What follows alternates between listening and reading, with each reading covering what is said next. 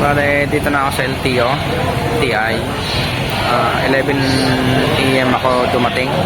March 28, 2025.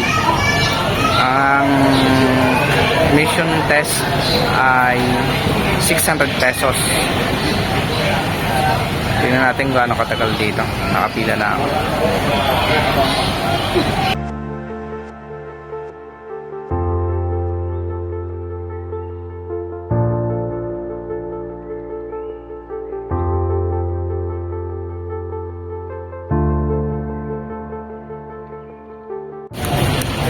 Susunod natin ay stencil.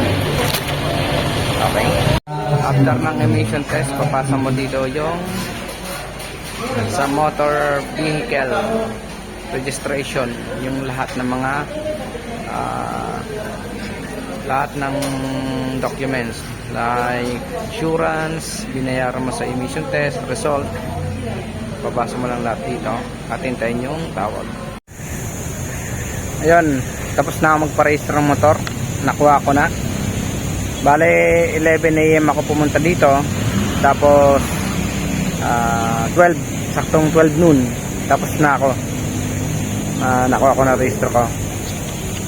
Bale na mga nagastos ko dito ay insurance sa Cebuana ako kumuha, 450 pesos. Emission test 600 pesos. Registration fee ay 259 pesos. So, bali nagastos ko lahat 1,309 pesos. Sakto lang yung gastos ko, hindi naman sobrang laki. Mas maganda kung pupunta kayo dito, kumuha na kayo ng insurance sa Cebuana, may dala na kayo para diretso na kayo sa emission test. Pagkatapos ng emission test, diretso na kayo sa registration office. Ayan, tapos na. Mabilis na yung process. Ayos.